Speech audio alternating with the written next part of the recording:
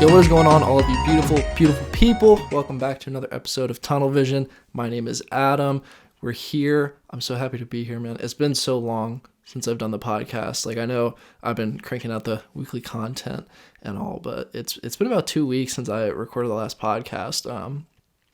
And I recorded an episode with KP19 last, and that'll be coming out in a couple weeks. I'm really excited for you guys to hear that. But for now, I'm back and I'm here, and there's a couple things that have gone on since the last time that we have had a chat. So just like fill you guys in a little bit. Start out with, I think the biggest thing is my girly friend took a trip on to her university. So she is off at college now doing the COVID campus thing, which is cool. It's great for her.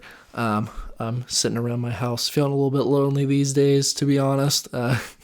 Going on a online school all the time, just seeing some blank screens and stuff. It's a really good time. We love the current situation, but it's good for her. And I'm a person that enjoys alone time, which, like, maybe not this much alone time per se, but like, I know I'm all right and she's all right and we still talk and stuff, so it's good. But she gets to see a lot of her friends, and she does like sorority stuff, so she's got that going for her too, which I do not associate with, but that's fine at the end of the day. But yeah, definitely feeling a little lonely these days with her gone. All my boys back at school at Towson, they've been hanging around with each other a lot. Feel kind of left out, not gonna lie, but it's okay, I'm at home, and that is what's good for me at the moment. But definitely miss those boys, that whole group that we got going on over there. Definitely some really cool people, and I still get to see them like once or twice a week, so it's good there. But sometimes I'm like, even thinking about just like college in general, I feel like I'm missing out on a lot of it, and we all are, which kind of sucks, but that's this par for the course right now. And at least we're all going through it together, other than like Australia, because they got their shit together somehow. But, they're just like fucking cracked. So it's fine, I guess. Yeah, so that's been going on with me. I've started working out again, which is good. I've been extremely unmotivated over the last couple months, sitting ever since like Christmas, I just cannot be asked to go do fucking push-ups right now. Like, I just want to sit and just like watch terrible like YouTube videos all day long. So I've gotten back into that, which is really good. And we got a Peloton over the winter break and been doing that. And even though it's something that like, I've even made fun of a ton on multiple occasions, I started doing that recently, and it's been really nice for me. I really enjoy like taking a class, because I did martial arts for so long, and we always did like exercising days and like have an instructor there to like tell you what to do. I really enjoy that, like especially when it comes to fitness, and having somebody like sitting there yelling at you is very motivating. So I'll give Peloton that at the very least, and it's something to do at home where I'm not like wanting to drive my head through a wall, just sitting and doing like 500 sit-ups a day. So it's something at least, which is good. And other thing that has kind of gone on this week, we have officially started the Towson Disc Golf Club, finally, after so long of, thinking about, hey, we're going to start this thing. It originally started out as an idea, back when I first started playing. It was about a year ago now. And I had talked to my good buddy David, which you all know. And we're both like, yeah, we started playing during quarantine a little bit more. Like, if we have a club at Towson, we're like, no, we don't have a club. And he was just like, yeah, dude, we should like start one. And I was like, yeah, that'd be a great idea. And then we get to the fall, and he comes up to me and he's like, yeah, man, I got it approved. And I'm like, what are you talking about? He's like, the disc golf club, man. It's like, it's good to go. And, here we are now, months later, we're in the spring term, and, we finally got it going, and it's been a little while, trying to get it started. We've gone through like a month of the semester almost without having any practices, and we were supposed to have our first practices last week, but they all got snowed out because Maryland hates all of us, and Maryland weather kind of sucks right now, not gonna lie, but we got snowed out for both of those days, which is kind of an L. But we got to this week and we were able to play, and it was really great to just see new people and like do something fun with new people for like the first time in a while. So it was nice, and especially bringing a weird sport to a big university is really cool. But I wanted to take today, as disc golf is a very big part of my life and has been for quite some time now. I wanted to take today to kind of talk a bit about disc golf and, you know, what it is, the space around it. And, you know, I thought who better to come talk to me about disc golf than my friend and yours, the one and only David Baylor. Come on in, buddy. How you doing, dude? What's up, man? How's it going? It's going good, dude. Yeah, I have to agree with that. Like, honestly, bro, I've like been the best team I've ever been in a very long time. Yeah. And it's kind of, you know, it's kind of, because I think back in the days when we were like a freshman, freshman in college, and they were telling us like orientation. They're like, you should join a club. And I was like, I don't need a club. Like, I got marching band. I knew you. So what are we gonna do? Swim club? Yeah, no. exactly. No, I'm And not I was gonna go like, swim in a pool. Exactly, and I was just like, you know, I don't really need to join a club. And then my freshman year was kind of, I made some friends, but not like a lot. Yeah. But like, we started this club for disc golf, man. And it's just been like, It's been cool. it's been like so much fun, man. Yeah. It's been. We've had 2 practices, just to we preface. Like literally, like we've had 2 practices, and This I've is had like- so this is much lit. fun. This is cool, man. Yeah, and it's really cool. Well, okay, before we get like carried away with like talking about all that stuff, let's just talk about like like getting started with disc golf, because you got started a lot earlier than I did. Yeah. So, when I was younger, my brother, both him and I played baseball, and when we played baseball, there was like we played in Middletown Park. Right. And whenever he had games, like he normally had doubleheaders on Sundays, either before the games or in between the games, my family was like, why don't we go play like around a disc golf around the park? And we just had like, you know, the shitty like starter kit that you have, Right. an awful driver. I remember showing you that driver one time. You're like, so ass. there was like literally no like brand label to it. It was like Yeah. something we bought like I'm pretty sure it was like Played Against Sports. Right. So it's like a hand-me-down. Yeah, because they got like a giant bin in there of just like random beat up old shitty discs from like the 80s, and it just sucks. And like the discs were just god awful. So we like kind of got into that way. It was kind of just casual. Like you play like once or twice a year. Right. And I played at like Middletown and like Heritage around here. That was pretty much it. Like I didn't really play anywhere else. And then I kind of like stopped playing after a while. And then I remember you like during quarantine, what was I doing at the time to occupy time? I think I was just kind of like drumming. And that was pretty much it. As you do. Just pad out until your hands fall off. Pretty much. And then I remember one time we called during quarantine. I can't remember specifically when it was. And you're like, I was like, what are you doing to occupy your time? And you're just like, I'm just playing like disc golf. I was like, oh crap, like I used to play disc golf, and I was like, shit, I'm gonna get back into it. It threw me completely off guard because disc golf is so weird, and like nobody like really knows about it. Yeah. So like I hit him up and I was like, God, do I like really want to talk about this right now? Because he's just gonna like make fun of me. And he's like, yeah, bro, I fucking played disc golf before. Yeah, dude, it was like really like for me, because that was at the time.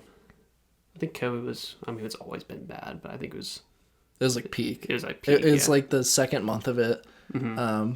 You know, because first month everyone was like, "Oh, it's not gonna like last," and then we were all like that. Yeah.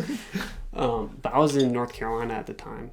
I remember specifically like us calling and you talking about it, and I was like, "Crap, I'm gonna get back into it." So I talked to my family the next day. We bought us like another starter kit because we only had like 3 discs. Right. And my brother's girlfriend, I think, was staying with us. She was with us for like she was just with us like second half of the pandemic, like quarantine period. Yeah. And so we bought like 6 discs or something like that. Went to this like couple places around like where we lived, and just got back into it. And like pretty much like from when you told me, I played like every day, right, for a long time. And then when school started happening again, kind of back off a little bit. Off a little bit. Yeah. So I'm a little bit different with mine.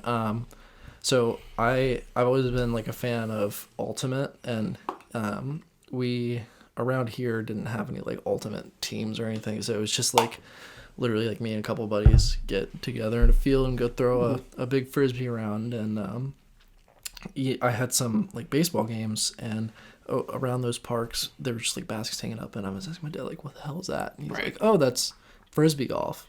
I'm like, frisbee golf? That sounds kind of weird, but I like want to do it. We like talked about it for years doing that. Like we would go to Heritage and we would see all that, all the baskets over there hanging up. And I think it was like 2 years ago, for my birthday, like for 17th birth, 17th, I think.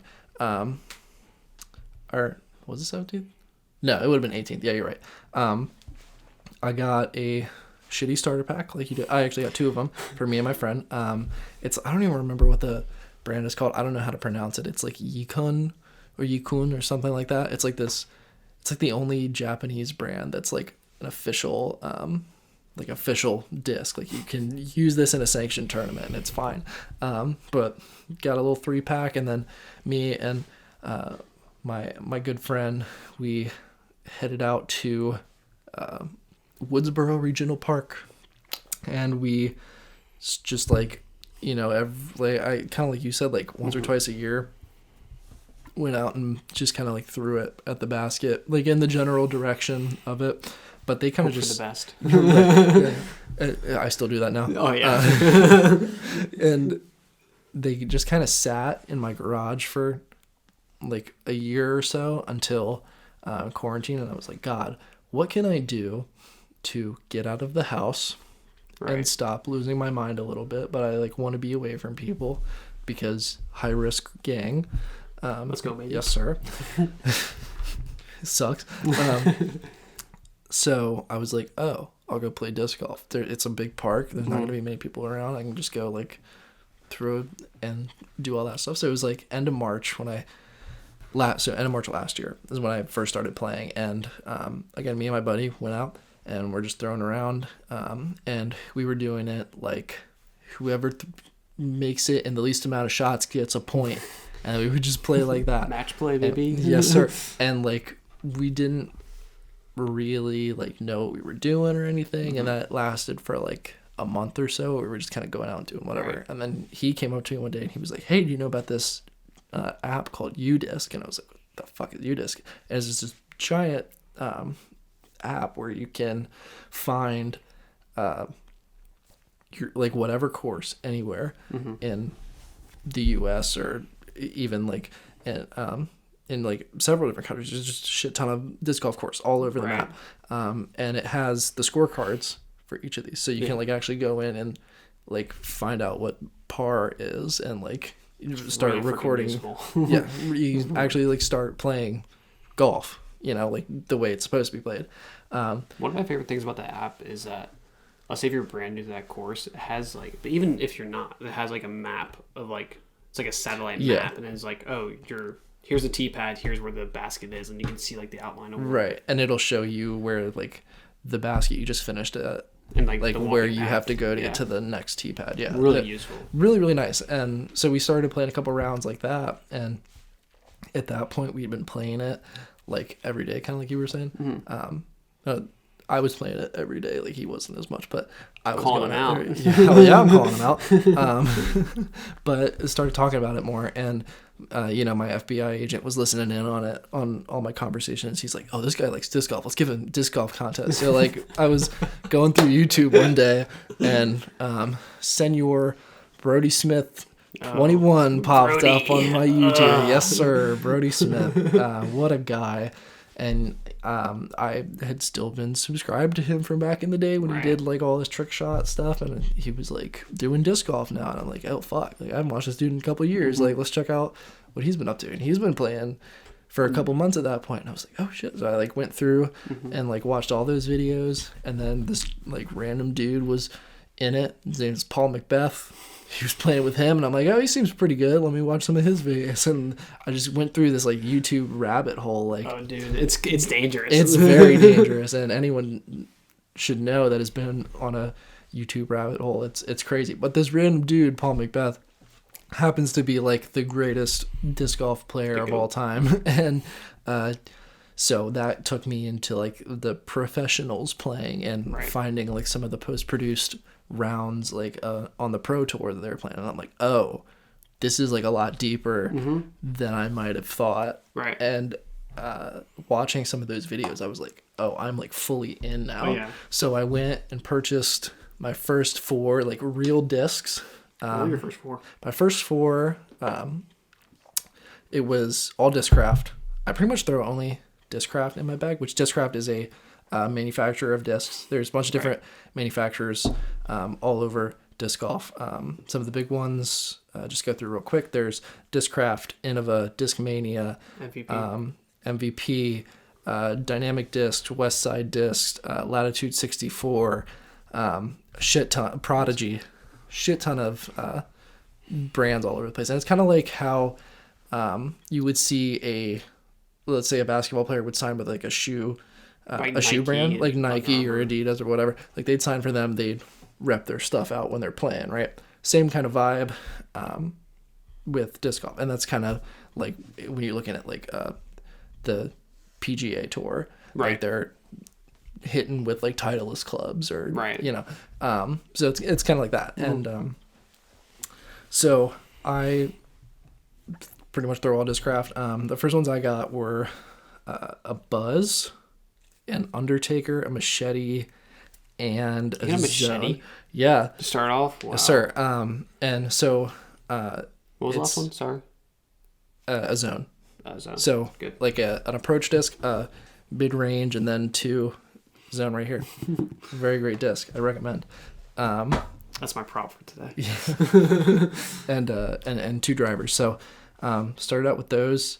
Got them in like a nice premium plastic, because the ones you get in a starter pack are just like a shitty old plastic, and it'll get beat up really quick, and it just kind of sucks. This stuff is good. It's nice and durable. Got good grip on it. All that good stuff. And I just started to take it a little bit more seriously at that point, and was still going out every day, trying to be better. You know, at the beginning, and you can attest to this too, like only throw like 100 feet max. And I could still only throw 100 feet sometimes, you know what I mean? Dude, but no, I get what you mean. It'd be like that sometimes, yeah. And I have just found myself personally playing like every single day without fault, like other than like if it's raining.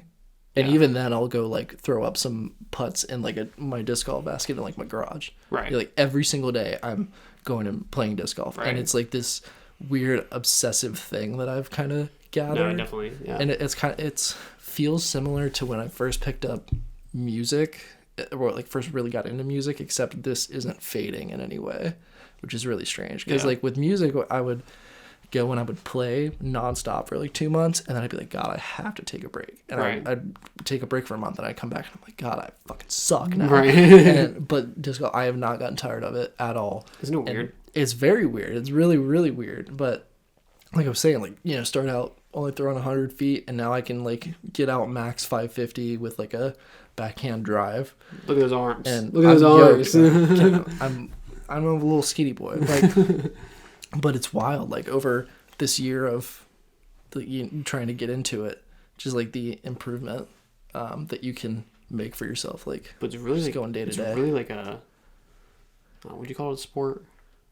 What, disc golf? Yeah. Yeah, it's a sport. You fucking idiot. Okay, disc golf is more of a sport than golf is a sport. Yeah, that is true. So, but like it's crazy how this sport is very much like if you play, like the more you play, the better you get. And that's every sport though. Like yeah, you're gonna tell me that like going out and putting up shots on a basketball court is gonna make you better at basketball? It's gonna make you better. Honestly, at basketball. Sometimes I play better when I haven't played in like months. That's because you suck. I know. So it's just like a fluke. You know what I mean? No, honestly. But it's, for me anyway, it's been very obsessive. I've been playing it nonstop. It's been insane. And I know people close to me are very tired of hearing about it. but I am not tired of talking about it. Yeah. So they can get over it. But played my first tournament at Woodsboro, the Woodsboro Open. Oh, yeah. I have this disc back here. I don't know if you can see it with the computer. I'll move that. But have the disc you get from the players pack there. First tournament, went out and played that. Played like dog shit, and it was beautiful. I mean, you didn't play that bad for your first tournament. Yeah, I didn't play that bad for my first tournament. I got like the nerves for because it was 2 rounds, right? Yeah, it was 2 rounds. First round was the long tees. I actually played probably the best I had played to that point on the long tees, and then played the short tees, and I just blew up on the short tees. Shot like a 9 over. Right. It was terrible, and my best at that point on the short tees was like a 15 down. Because I had shot the 15 down at that point. Okay, gotcha. And so just completely blew up like under the pressure because I had ended at like 4th after the first round and then ended at like 9th, which top 10 on the first ever tournament. That was good. Felt good about it anyway. I try not to have any expectations going in, but like my mindset, I'm always like, I need to do as best as humanly possible. So I was pissed. Looking back on it now, it was not bad. You know, I did what I could. You're probably I was shitting myself. No, you crush it next year. Hopefully, I can do that. Yeah, no. But yeah, so that was a really cool experience too, because that was the first time I ever like competed with that, and I haven't competed like very seriously in a lot of sports. Right. And that was like, that was the first time I feel like I've really like found my thing. You know. No, I definitely, because I would say like the first time, because my first tournament was when we did a doubles. Yeah, we did a doubles tournament in January. That was a lot of fun. But that was the first time I saw other people play. Yeah. Because I play with like my brother and his girlfriend. Right. At home. And like no offense to them, but like they're not ass. It's a reality show. Yeah. It's just like when you or I know we talked about this I think it was either with you and me or the one with me and Dan. We were talking about like how you're playing music and you're like your senior year of high school and then you're like freshman year of college. You're like, God, I suck. I'm so bad. And like, that's the first time you go to your tournament and you see all these people and you're like, God, they can throw it like pretty far and like pretty close to the basket every time. That's kind of cool, I guess. No, yeah, but like that was my first time seeing like other people playing. I was like, oh man, like I am way worse than I thought I was. And to be fair, that course that we played at is tough. That is like one of the toughest courses within an hour of here. Clark's Run. We got second. We got second though. We kind of crushed that. I'm not gonna lie. You were putting on fire that day. I don't know what it was. That was the best I've ever played. Yeah, and for you only throw forehand. Yeah. So can we talk about that? Yeah, just like for all of our YouTube watchers, this will be a little bit easier for you, but I'll do my best to describe it for all you audio listeners. So a backhand, it's pretty simple actually to understand. A lot of people get it mixed up, but just simple rule of thumb before I even start. Backhand is when the back of your hand is facing upward. Forehand, when the front of your hand is facing upward. Cool. So a backhand, your hand is around the side, like full palm around the side of the disc, and it might be sweaty. I'm sorry. It might be a little sweaty. He's got sweaty ass hands. And for me as a right-handed player, I'm reaching back with my right arm, like over my left shoulder, and then I'm throwing up and around. It's like how you would normally throw if you just like picked up a frisbee. It's how you would throw that, right? And then a forehand is your the top of your hand or the front of your hand pointing up. And for me as a right-handed player, I'm going back towards my right shoulder a little more, and then I'm coming around and out like that. And the difference in the two is the spin of the disc. So when you throw backhand as a righty, it's spinning counterclockwise. It's clockwise. It's spinning clockwise. Yeah. And that's making the disc fade to the left whenever you throw it, versus the opposite. When you're throwing forehand, it's going counterclockwise and it's fading to the right if you're a right-handed player. So David over here only throws forehand. So he only has the option to fade off to the right. So that provides some difficult challenges when we are going and playing at a course, right? Yeah. Because a lot of lines especially are suited to right-hand backhand players because that is the most common thing, right? So a lot of the lines will be straight for like 250 feet and then it will fade out to the left for like 30 feet. Yeah. So especially going to this course, it is very long and very difficult. But we were playing doubles at this tournament. So we were doing best shot for the tournament. So we would both throw, and whoever's shot we deemed was better, we would take that. Right. So it's nice because if one of us screws up, we have the other person to lean on. And I lean on him. I messed up plenty. Right. And our system, I had you putt first, like pretty much all the time. Right. And because if you missed, it was probably just going to sit underneath the basket, and then I would just give it like a full run at the basket. Yeah. And if it went 50 feet past the basket and I missed it, that's fine because we can take yours. Right. But you were just shooting lights out from 25, 30 feet. 30 feet. I don't think I had to play outside of CT2. See that? The circle, the second circle. Yeah. And that's a good thing to talk about. So much like a green in ball golf. Ball golf. It's what it's called. Is it actually called ball golf? Yeah, it's ball golf, bro. I just call it freaking golf. Yeah, but if you're a high class disc golf player like I am, you call it ball golf. Because my golf is different than your golf. What you mean, like if I was just talking about golf, I'd be talking about disc golf. Disc golf. I hate when people call it frisbee golf. Yeah, I just froth. I live to froth. Shout out Andy Bernard, you fucking king. So there's this circle system, which basically is like a green. And so there's the first circle, which is anything 30 feet and in, or sorry, 33 feet and in. Yeah. And then the second circle is anything 66 feet and in. And it doesn't, so with the second circle where it's 66 feet to 33 feet, that doesn't really do anything. It doesn't change anything. But once you're within 33 feet, you have to stay behind your disc the whole time. So you have to establish balance behind your disc, right? So for disc golf, when you're going up to throw, there's like this imaginary piece of paper, like 11x6 piece of paper that you have to put your foot behind your disc to be able to throw legally, right? So anytime that you're not within the first circle, you're allowed to cross the plane of your disc after you throw. Like your foot still has to hit the little imaginary piece of paper, but you can pass where your disc is, like on a follow through. But when you're in that first circle, you have to keep balance behind it. If you cross it, it's an illegal throw.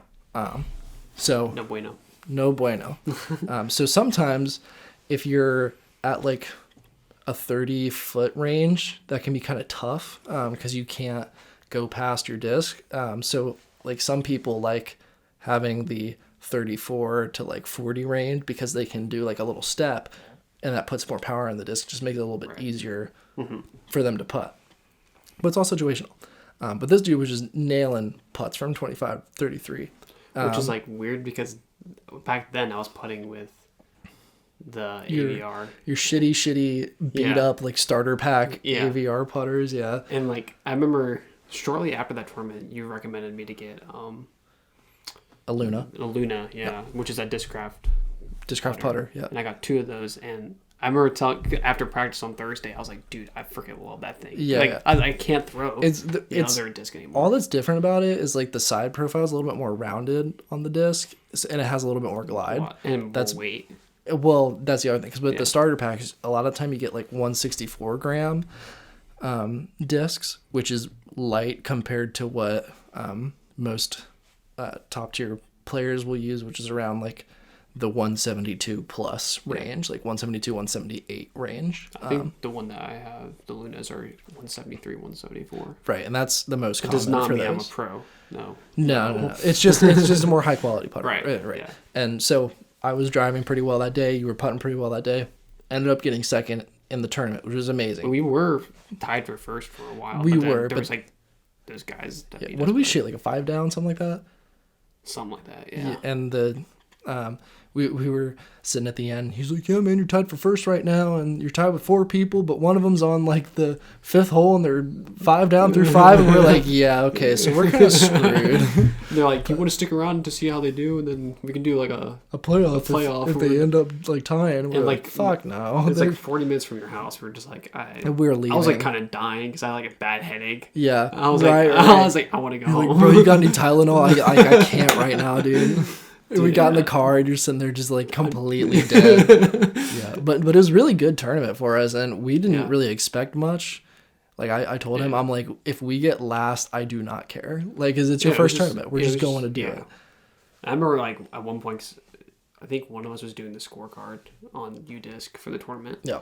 And I was just like, every once in a while I was checking to see how other people did, and I was like, oh shit, we're like in it right now. Right. And like, you're like, not every single time I was like, hey, do you want to know? You're like, no, do not tell me. I hate looking at the score, and like I always feel like I'm the dude like keeping the scorecard. So I did another tournament like before that in December with two of my buddies. And for that one, it was just a flex start. So what that means, you just show up and you just play whenever you want. Right. And we got to pick the card, and the card is the group of people you play with. Mm-hmm. So it was just me and my two friends, and we were out, and I was keeping score, and the whole time I was like looking at what I have, and I was like, God damn it, like I do not want to know right now. But that tournament went pretty well for me. I don't remember exactly what I finished with. I think the second.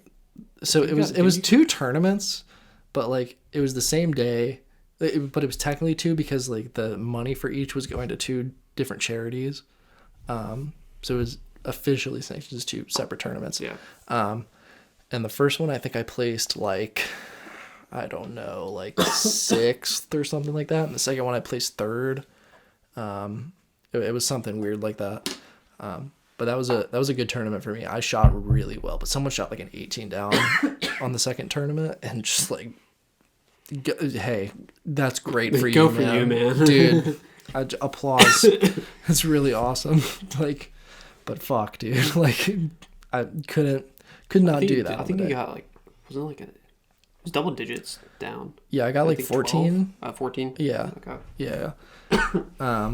So that was a good tournament for me as well. But I have a lot of tournaments coming up that I am hopeful for, and I've already signed up for a couple. I'm probably going to be his caddy. Oh, dude, I actually really want you to be my caddy. Like, that would be super cool. We were talking about that the other day. I was like, because I don't think I'd be at the level to be ready to play in that. But I mean, it could change. I mean, I don't know. Yeah. But I mean, so for tournaments, this is basically just going to be I just realized this is like a giant explanation of like what disc golf is, but it's good. It's good.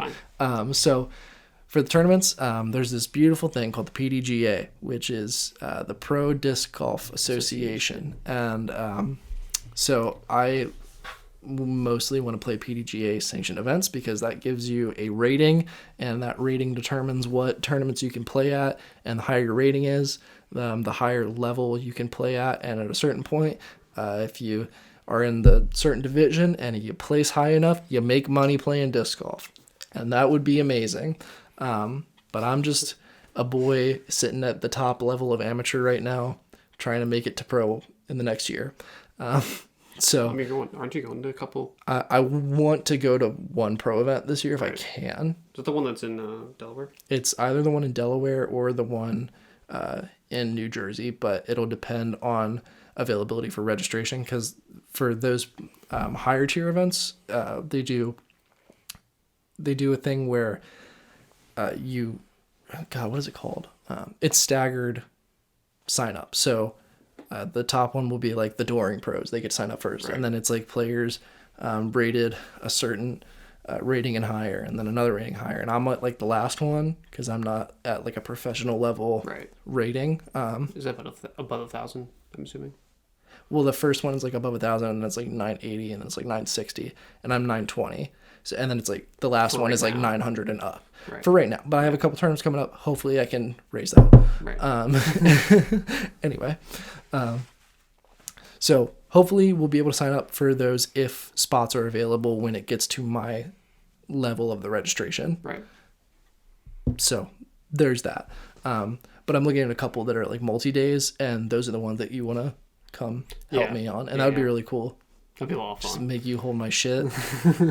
But the other cool thing is like, you and I have been playing for a little while now, and like I feel like we both understand each other's games a little bit, so we can like, if I need someone to lean on to be like, hey, do you think this is a good idea or a bad idea? I've been a couple times when I think it was actually when we were either prepping for the tournament or when we were actually playing the tournament. I was like, oh, shoot from this line, I think I would do this, but I can't throw that. Yeah. And like, one time I remember there was like a tree in front of us, and I know I can't throw like a huge like a spike hyzer into like the basket. And I was like, yeah, I can't do that. and you're like, oh, I didn't see that, and like you end up doing Yeah. it, and the guy like, Right. you parked us right next to the basket.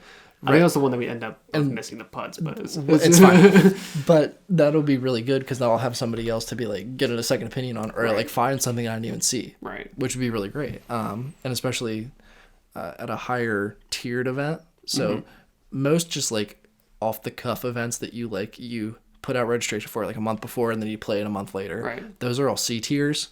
And then you have B tiers, which are a little bit higher than that, obviously. And then A tiers, which are like the more professional ones.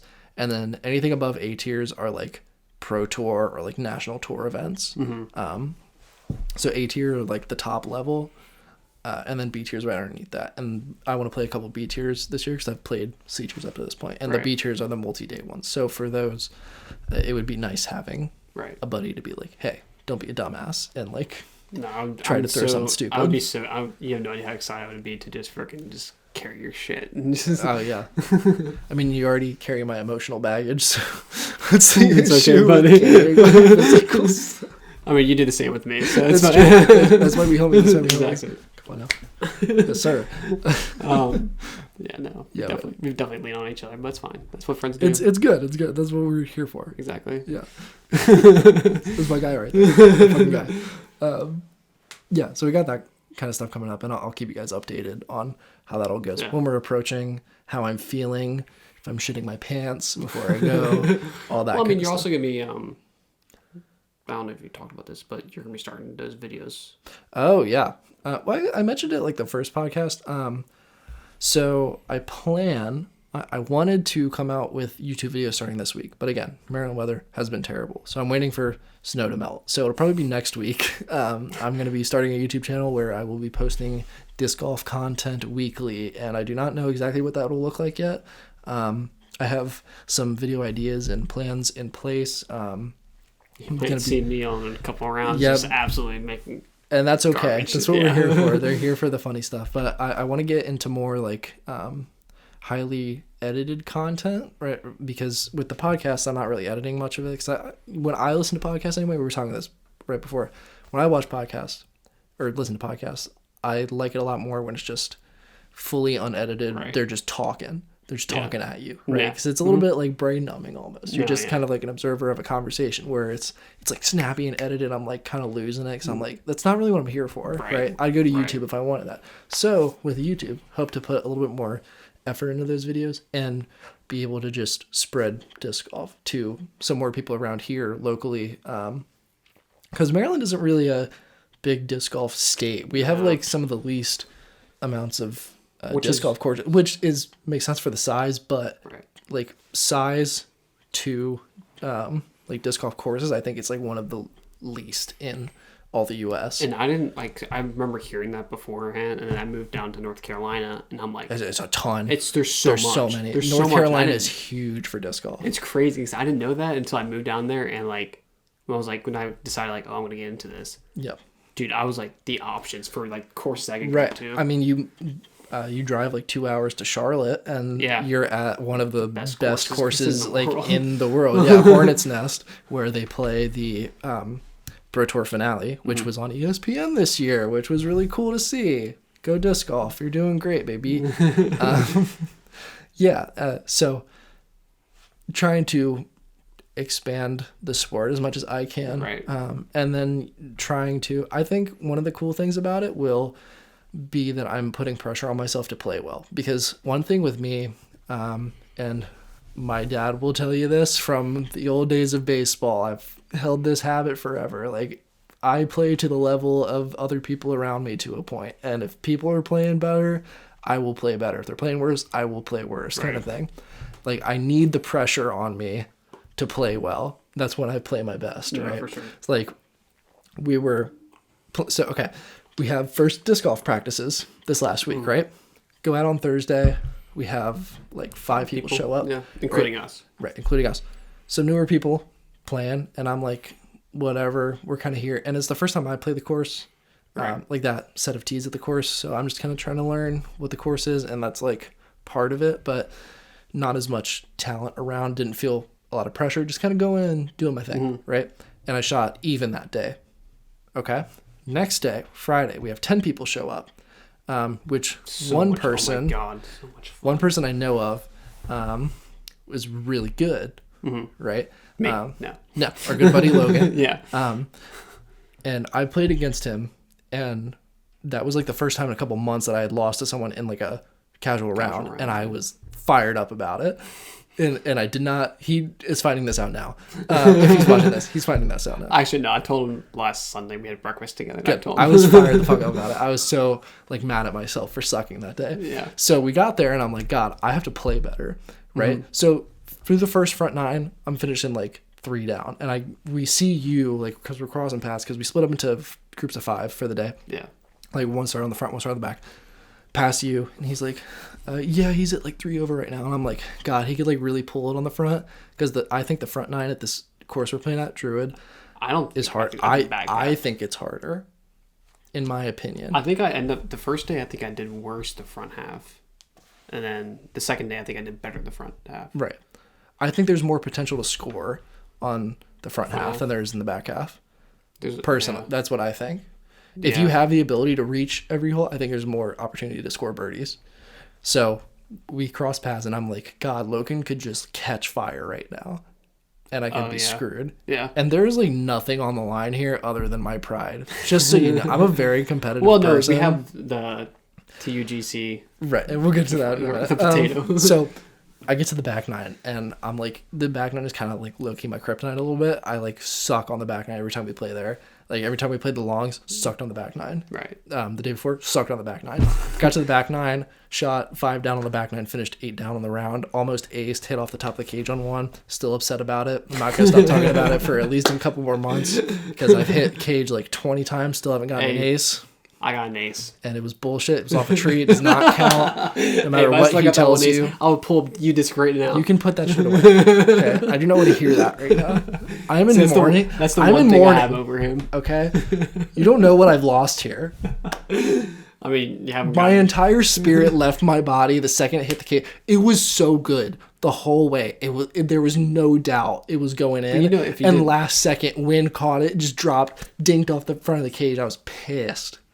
I didn't even say anything because like the people I was with, like not very loud. Like if I was with you, I'd be screaming, but I just like had to compress it and just like walk off the tee like, this is fine. What was it, 16 you said? It was 16, yeah. And I almost aced it the day before. Yeah, you did. I think were you short the first day? On Thursday? It was under the basket and then hit off the cage. So hopefully next time I'll put it in the basket. This is natural progression. Anyway, so. No, but like, so that practice, the Friday practice, so we split off into 2 groups, and I kind of divided it. I was like, okay, there's more advanced people with your group, and there's like 2 new people. Yeah. In my group, which at first I was like, oh, crap, I have 2 new people, but that was like fun, right? That was the most fun I've ever had playing disc golf because it was like, the majority of people that are on the club did ultimate, right? And me and Logan were like kind of like the people like kind of led to get the new club, and we were like, oh crap, we need like. I think it was 10 people to get into this club. And he's like, let me just hit up all of these. We just got a shit ton of ultimate players being like, yeah, I'll play disc golf, I guess. Yeah, exactly. Like, I like throwing discs around. Almost every single person I've talked to that have played prior to this have said, like, yeah, I've gotten into it during quarantine, which is kind of cool. Right. And we've seen a huge boom. Like, I saw PDGA posted something the other day about, like, they had 43%, something like that. 43% of people that signed up for a PDGA membership this year were new. Wow. Yeah. Like, insane for the sport. Wow. Which is very, very, very good for the sport. So, hey, COVID, nice job. I appreciate you. The only reason I've ever said that I'm happy for COVID is that. So, like, I was playing with 2 new people. And, like I said, it was the most fun I've ever had playing disc golf because it was, like, these guys that play ultimate and they're throwing... When they throw like a forehand, because that's mainly what they did. They threw forehand for most of it. That's what most ultimate players go to. Right. And when they play, like they throw their disc like almost like vertical, perpendicular to the ground. Yeah. Like, it's insane. And like when they went to go do that during the round of disc golf, it just doesn't work. It just doesn't work. Yeah. And it was like super funny because like they're getting like frustrated, but it was to the point where like they got so mad that they were like that motivated them. Yeah. And it was like really just cool to just like see them enjoy the sport. And I was like, oh my God, like these kids are like actually like excited about this. I thought people were just doing like, yeah, sure, I'll just do this every once in a while. But no, they were like excited for it and like wanted to keep playing. It was so like it's cool to get new people into it. No, it was just, oh my god, it was so much fun. And like I shot like pretty well for my standard because I shot 14 over. It was cut awful round on Thursday, and then I shot 8 over yesterday. Right. Which, yeah. And I felt great about it because I kicked Logan's dick in. And it was amazing. So I shot 8 down. He shot like 3 over. And he had a bad round, but and sucks. How's that ACL feeling, buddy? I'm extremely happy with myself right now. And he's gonna come out and shoot like 16 down. I'm gonna shoot like 2 up, and I'm just gonna like come back here and just cry on camera about it. You'll be on the podcast and be like, I'm gonna make an apology video. I'm gonna like cry. I have made a continuous lapse in my judgment. Isn't that Logan Paul? Yes. Yeah. So.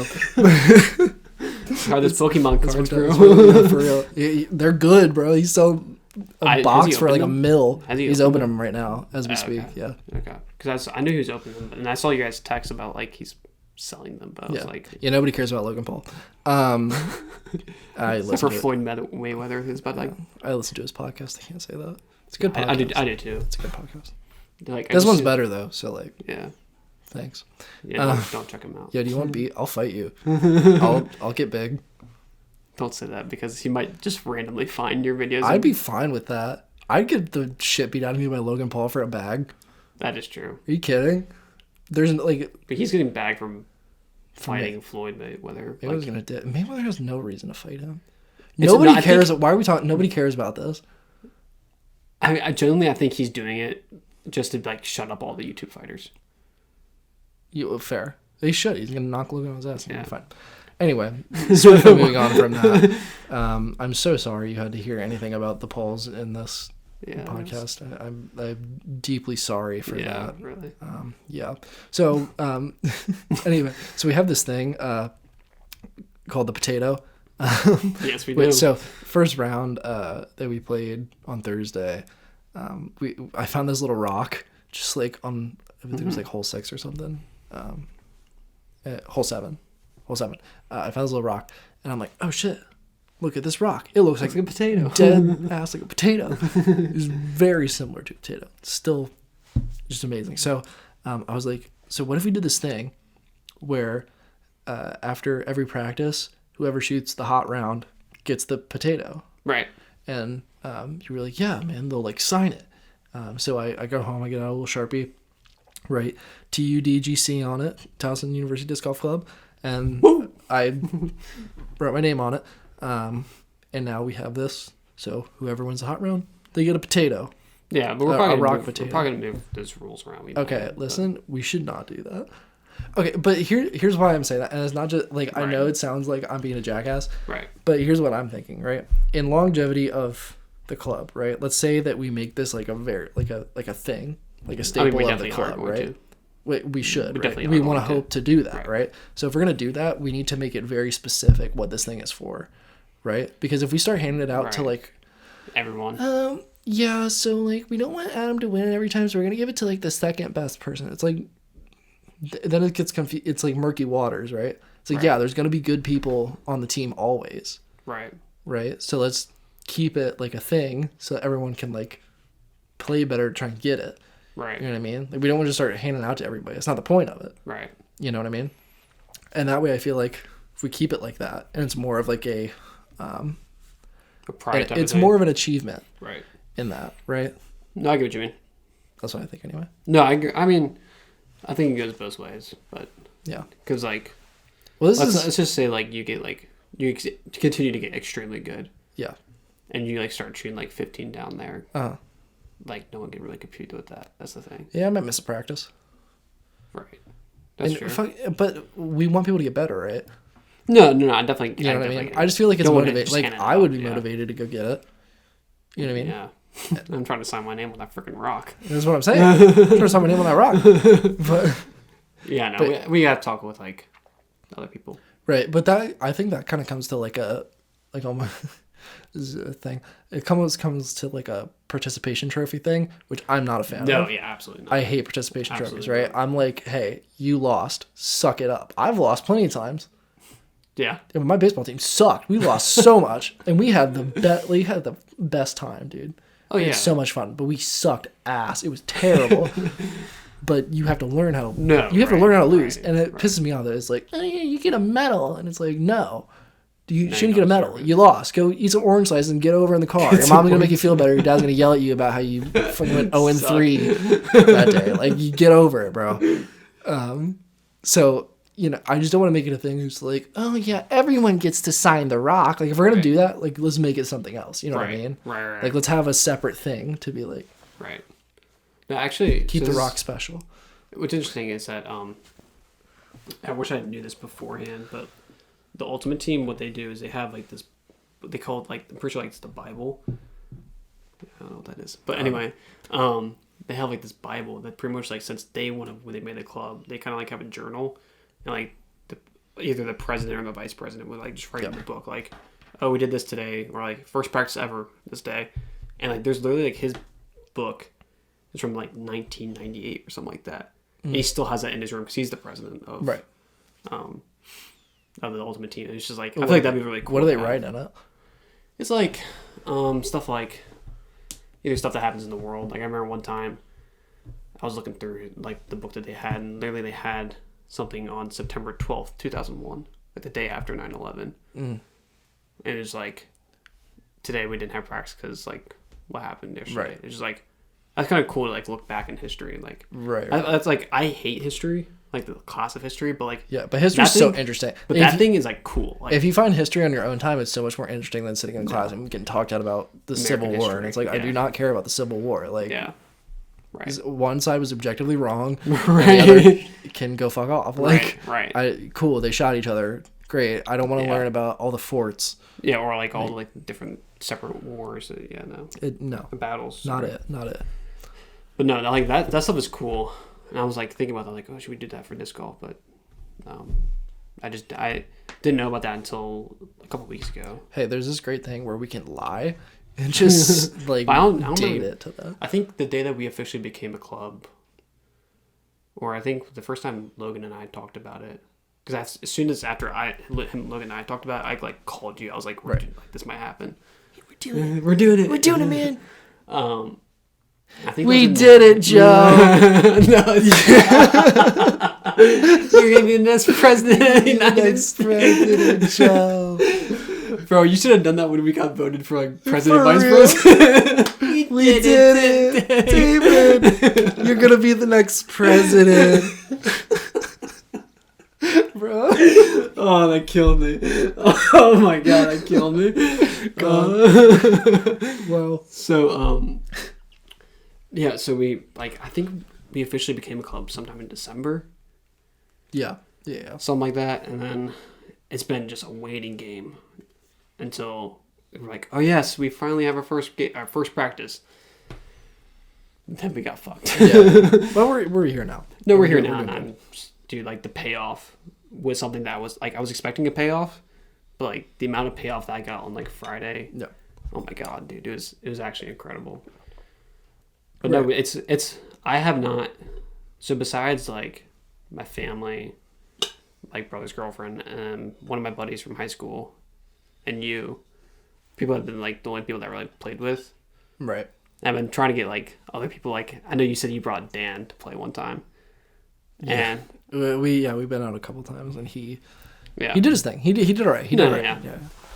But he'd probably say the opposite, but no, he did good. I mean, like the thing is, you can't have expectations going into it, right? God, no. Like that's another thing is managing expectation. Like I knew I kind of fucked myself over because I like got into like the watching like pros and everything. And I was like, God, why can't I do that? Mm-hmm. And I like tried to rush it, and then it like took me slowing down, like stop playing at courses so much, go do field work. Right. Like learn how to throw far, and then learn how to throw far and accurate, and learn how to fucking make a putt that's farther away than 10 feet. Right. Like, it just can't happen. You just gotta grind and do your thing, Yeah, and I keep talking to like people, like one of my close friends that's actually gonna be on the podcast pretty soon.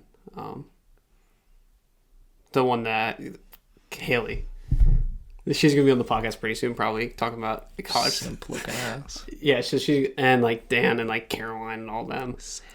We're gonna get them back on. I hate you so much.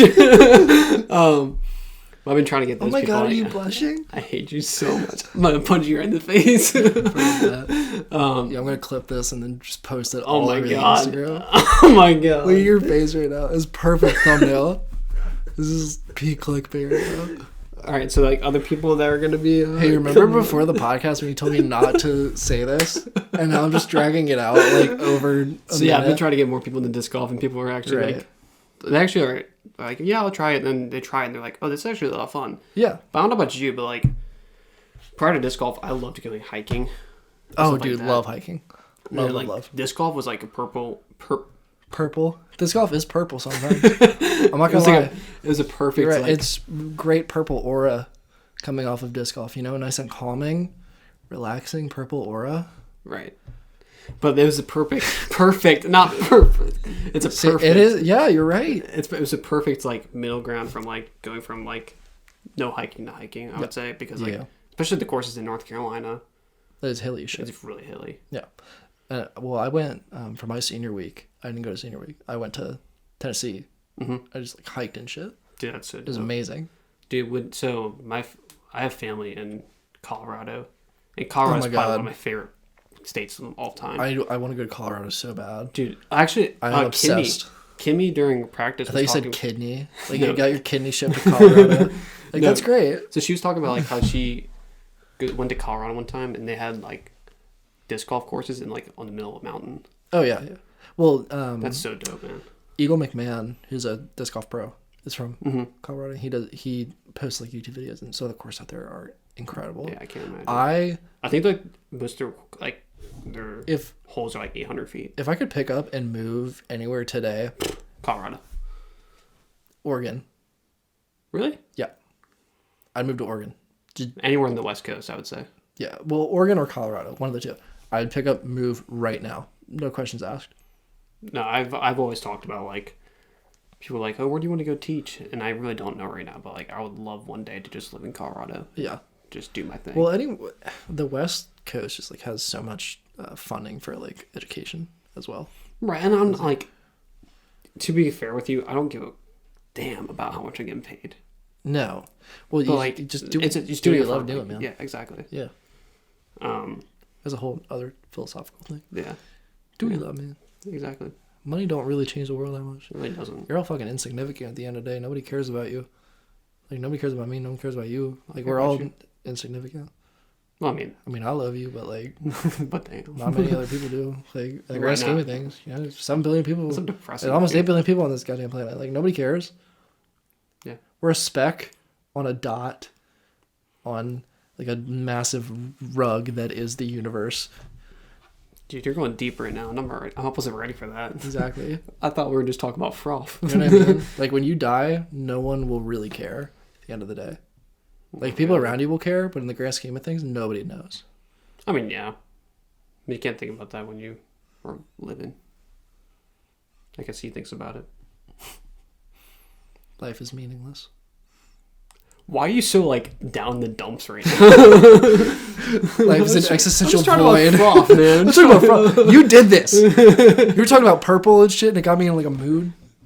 Why purple got you in a mood? Yeah, it got me in a mood, bro. But what's your favorite color is purple, isn't it? It is purple. I love purple. Shout out purple. You fucking rock, bro. You're great, dude. No, but, like, we're talking about Eagle McMahon. He's killing it right now. Oh, he's crushing. Isn't he? He's leading the... Yeah, so there's a tournament going on right now. Yeah. Las Vegas Challenge, first tournament of the year.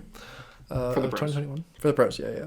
And it's great because last season they had a shortened tour. They had the Las Vegas Challenge last year. It was obviously pre-COVID. But that's going on right now. We're watching coverage for that. So disc golf coverage is a little weird. There's a disc golf network, which is like $10 a month if you're not a PDGA member. If you are, it's like $5 a month. And it's weird because from what I've seen from them, it's just not good enough for what they're asking. Like the content they were putting out, because there's post-produced stuff, right? That's on YouTube. And that content is really good because they like with the camera switching and like following the discs and having the commentary, like, and being able to follow different storylines like during the round. And it's very like put together well because it's post-produced. So obviously it's going to be better and it's free. But the only caveat is that it's a day later, right? But you can get over that because you're just going to watch people throw little discs made of plastic at the end of the day. So it's like whatever.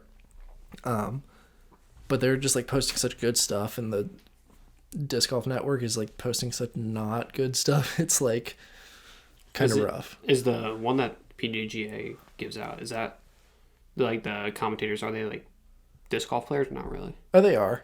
Right. Okay. They've all played disc golf, right? Okay. They know what they're talking about. It's not really about the commentators at the end of the day. It's more like following different storylines, because a lot of time they'll like switch to. So All-Star Weekend was last weekend, right? And there was a big problem going around about them just like switching cameras to like random places where like a random pro, Ricky Wysocki, like pulling a disc out of the lake while Paul McBeth is like driving on 18, and they're not showing him driving. Geez. They're like showing him like pulling it, right? And they're just all over the place. And one thing that they do is like they'll have the men start in the morning and then the ladies start in the afternoon, and they'll be going through the men's round all day, and it'll be the last couple holes in the men's, but the ladies are starting to tee off, so they'll start switching between the two instead of having them on separate live platforms. So we're getting to the stretch of the MPO field, just the men's, and they're switching to the FPO field, the females. Oh. And it's like, I'm trying to watch them finish right now. Like, wait, who is the coverage of the one that was on ESPN? Was that PDGA or was that, it wasn't Jomez, right? No, it wasn't their camera work, or was it ESPN's cover? Well, I'm not exactly sure. I know that the Jomez commentators, Jeremy Colling and Nate Sexton, did it. Okay. I'm pretty sure it's that camera crew, because with the Disc Golf Network, not PDGA, Disc Golf Network. Disc Golf Network, yeah. What they're doing right now is they're putting like bids on each event, and then the post-production people will like bid on the event. Whoever bids the most gets the event, and they get to do all the camera work for that. Gotcha. So I'm pretty sure it was the Jomez people, I think. And that was really good, and that was another post-produced thing, right? They had like a month after to get everything together. And even still, like switching between the FPO and the MPO was like annoying at times. It was annoying, because I was like, wait, what's going on? Right. And like they do realistically have enough equipment to do both. It's just, I don't know if the sport is big enough for them to be able to do that right now, which it's getting bigger, and that's, it's fine.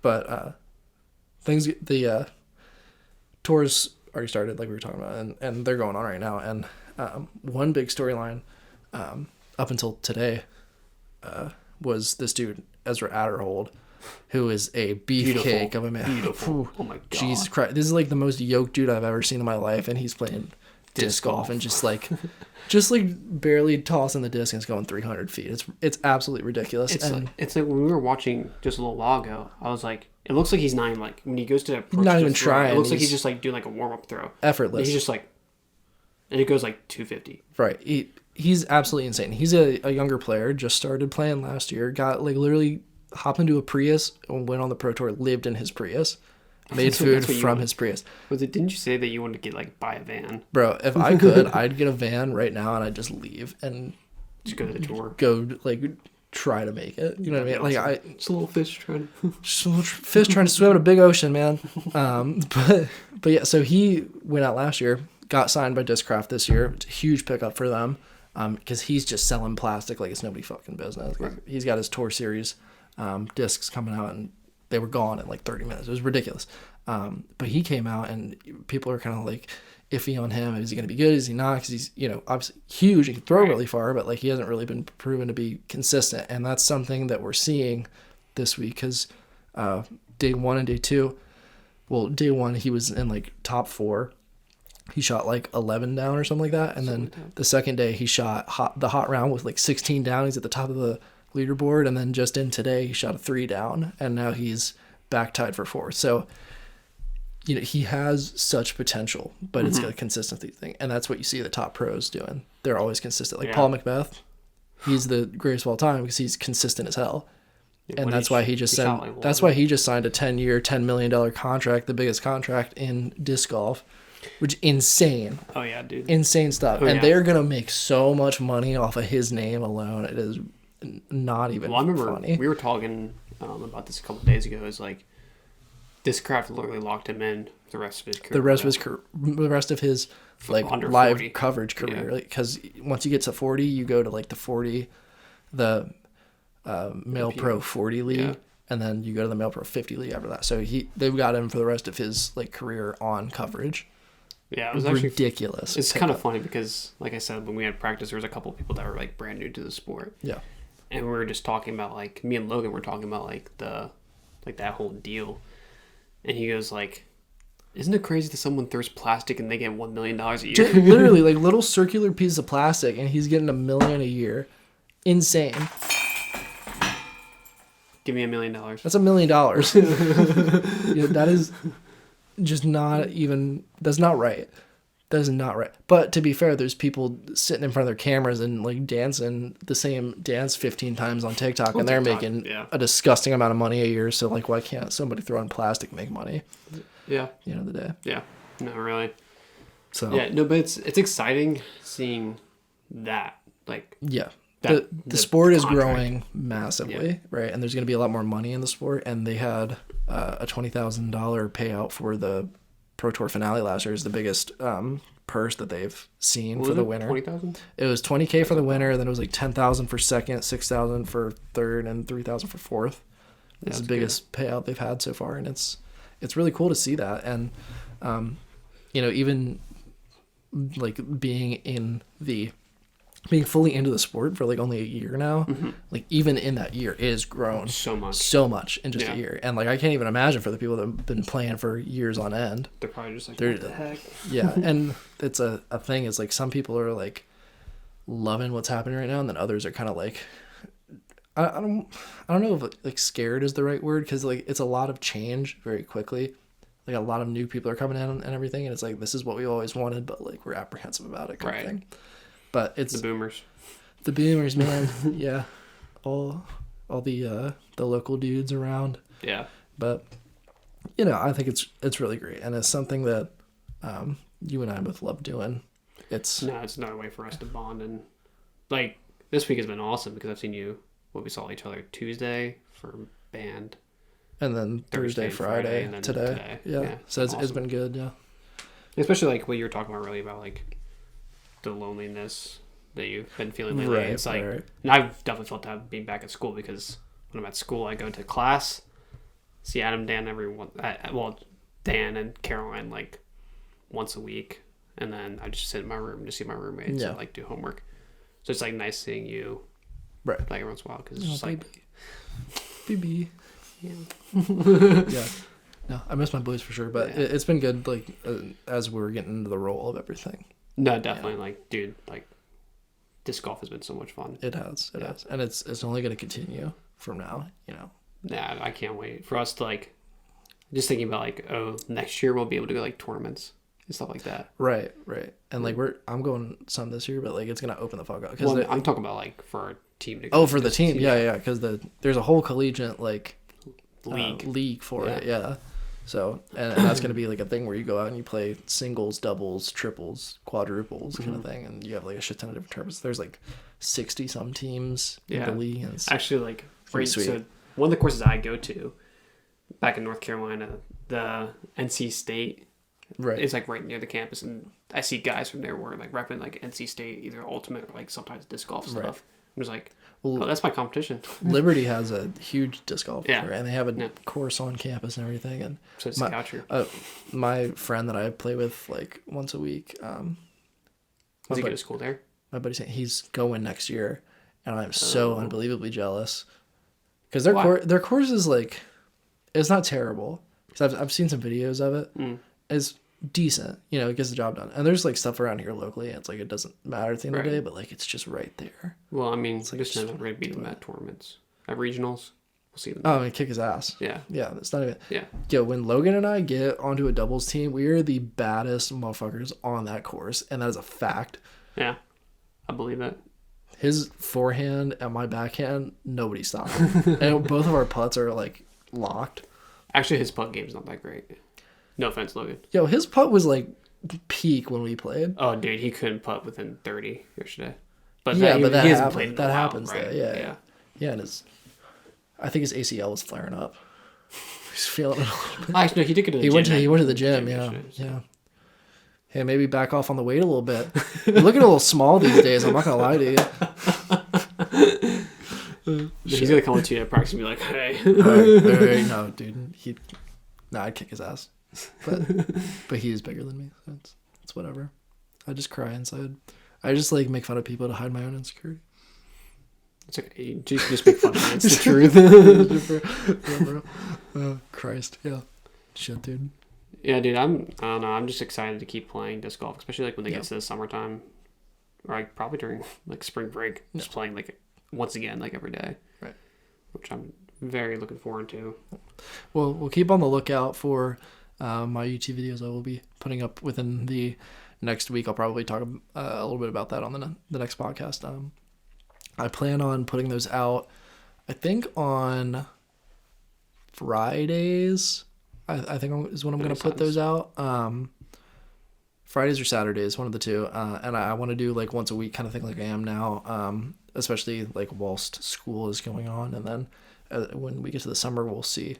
I might try to post a little bit more every week. But be on the lookout for that if you are interested. I really appreciate you checking that out.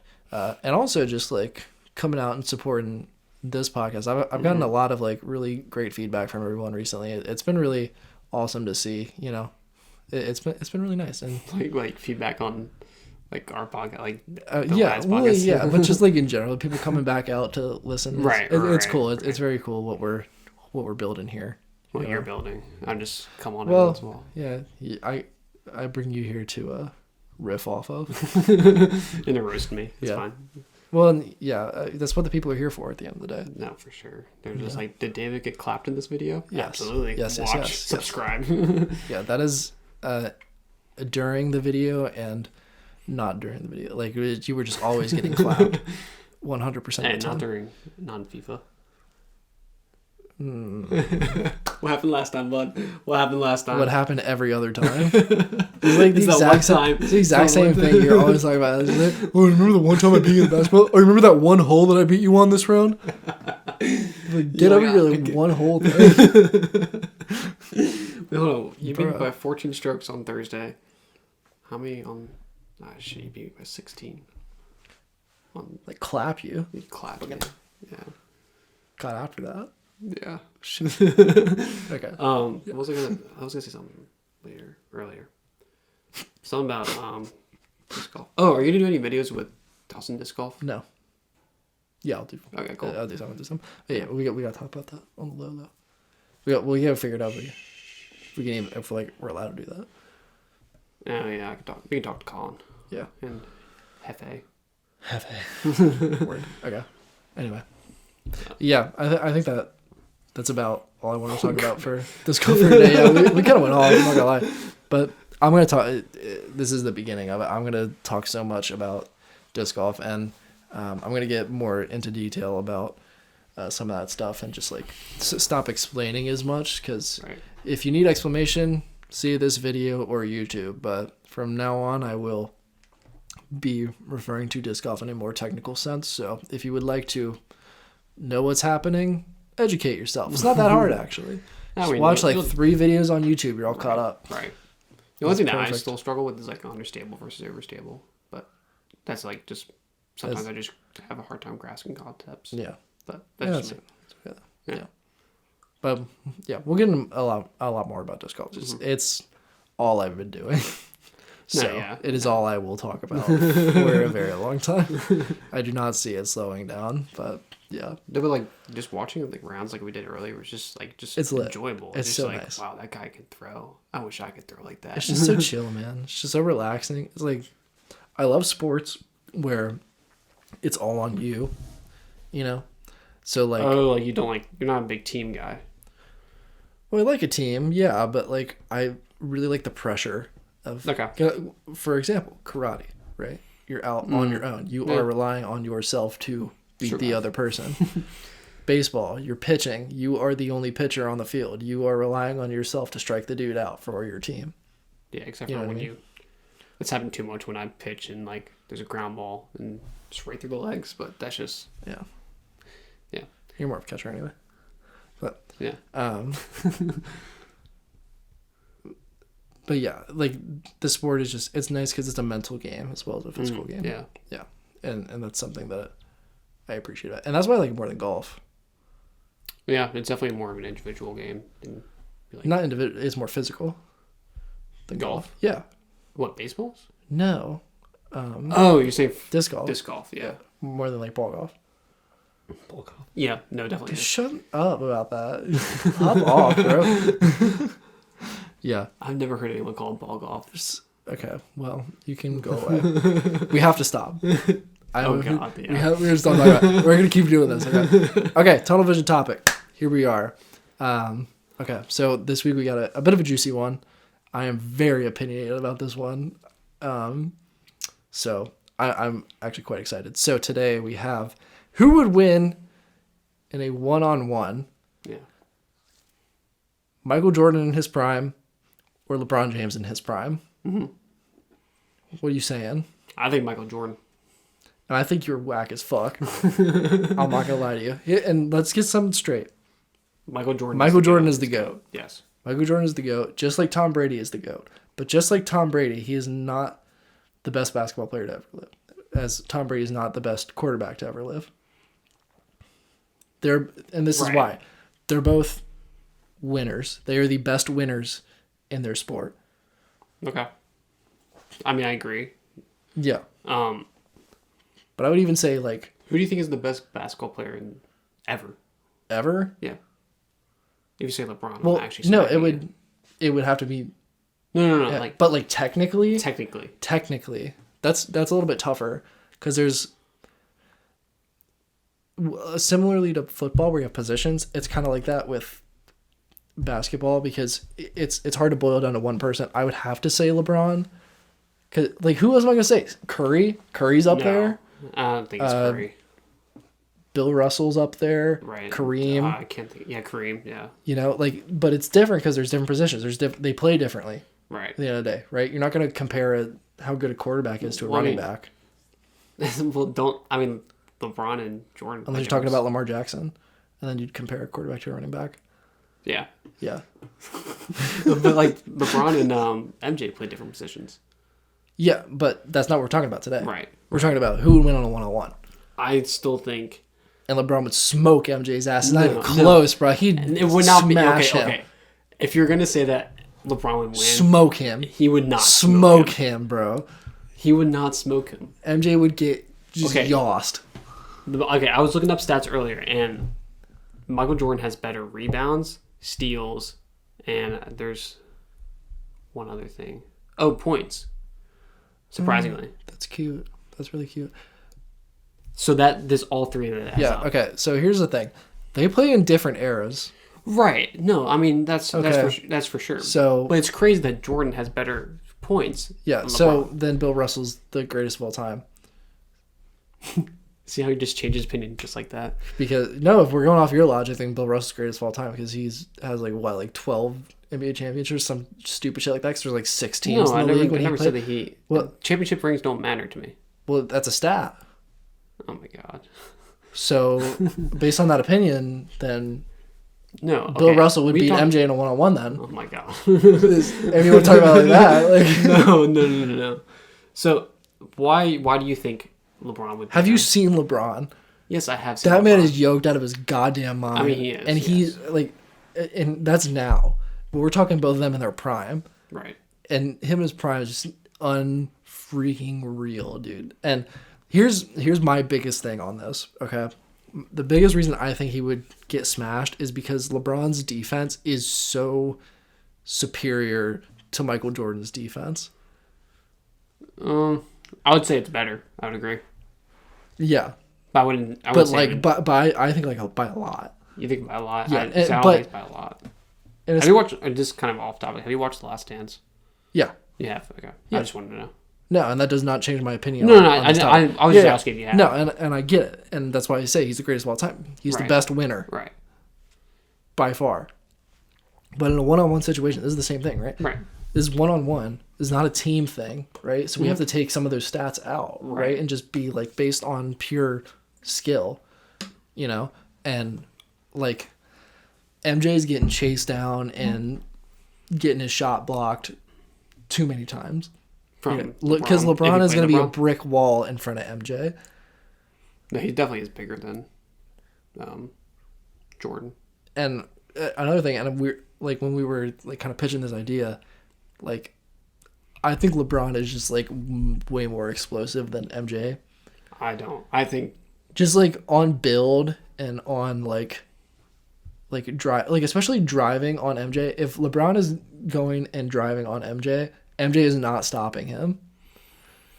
I think he's getting his ass dunked on. So if they were to like in their prime play against each other, I think LeBron would have a big edge at the very beginning.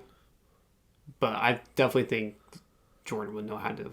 He would like learn around it and figure him out and how to play him better, because that's what he did throughout his career. Yeah, he learned how to play. But he's never played against LeBron before. Right, but LeBron's different. He's played against other players that are like him. He's different gravy, fam. He's a different gravy. He's different gravy, yeah. He was the guy that was the point guard back in like the 90s. I was like, he was from the Knicks. I can't think of his name right now. Yeah. Anyway, it's an audio podcast. You gotta keep talking. Yeah, this is the second podcast in a row that you said that to me. I can't think of his name. Pause for effect. Maybe one of the fans will just say it out loud. But like he like learned how to play against him and was able to beat him at like throughout the game. So I just think that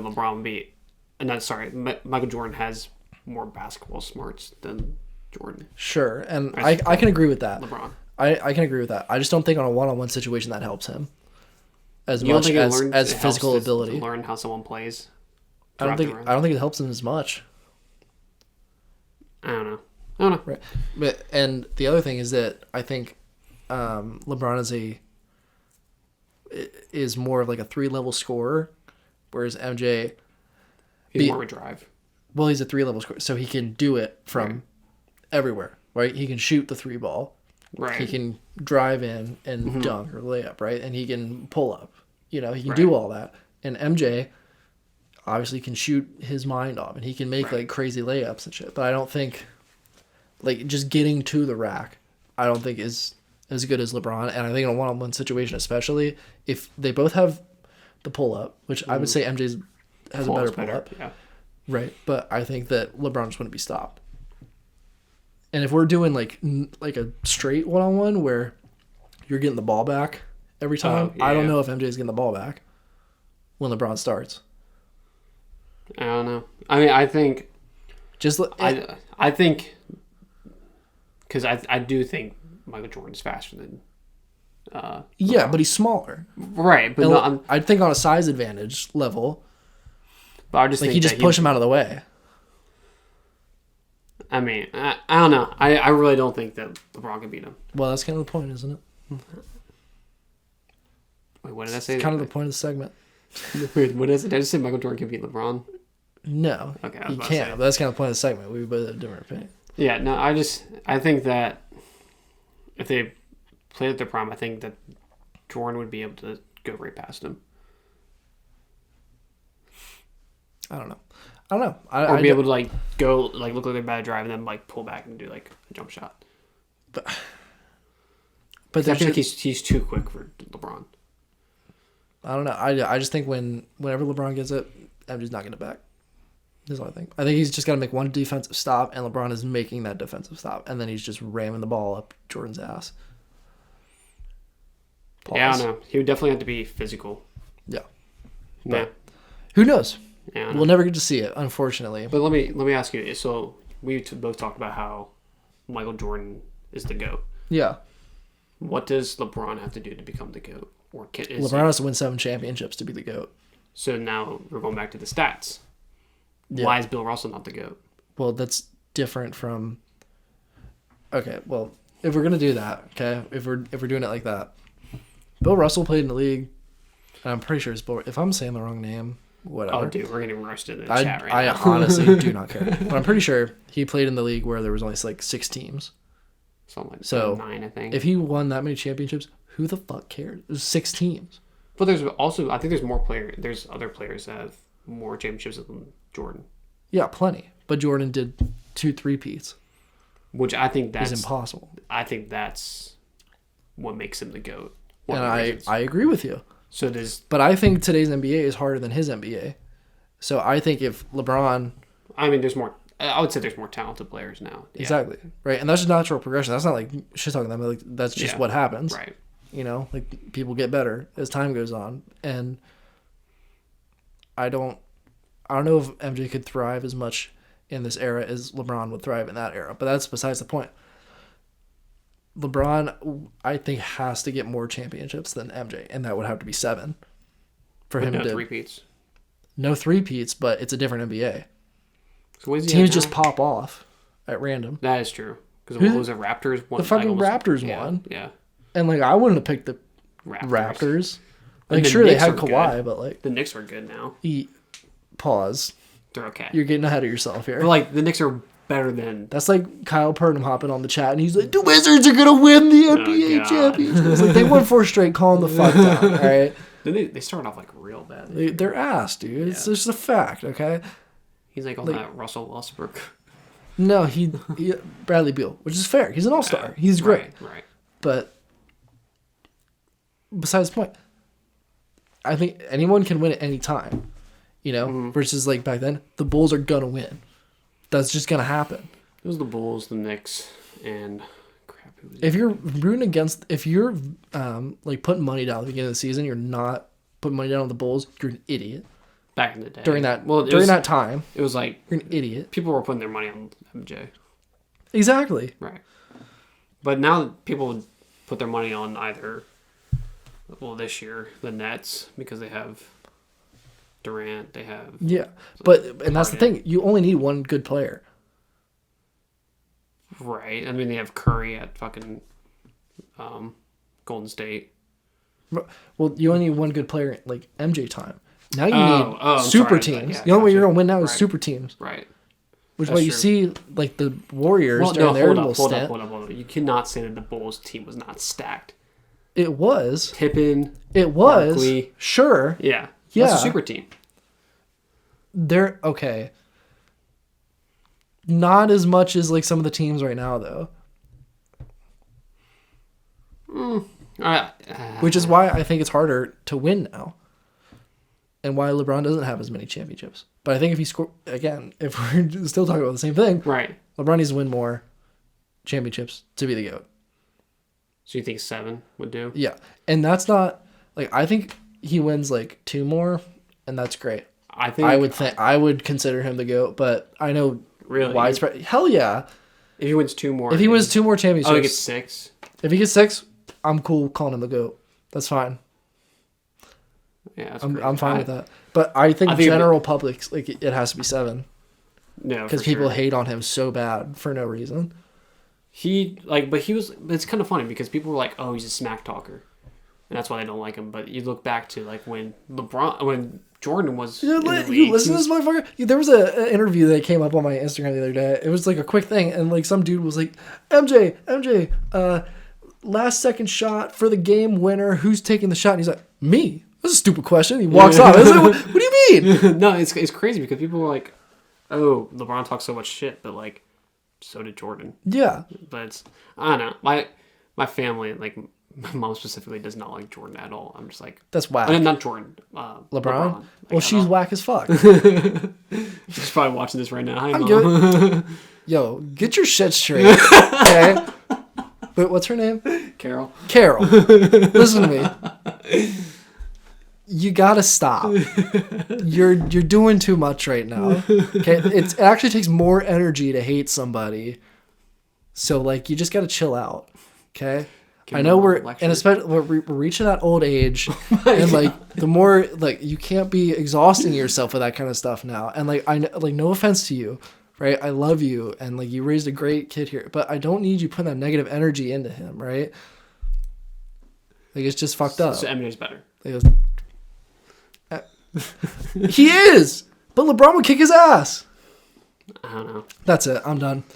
Thank you for coming out to the podcast. I really appreciate all the support. Yeah. Yeah, man. Be sure to like, comment, subscribe. If you're listening on Apple Podcast, give it a rating. It helps me so much. You have no idea.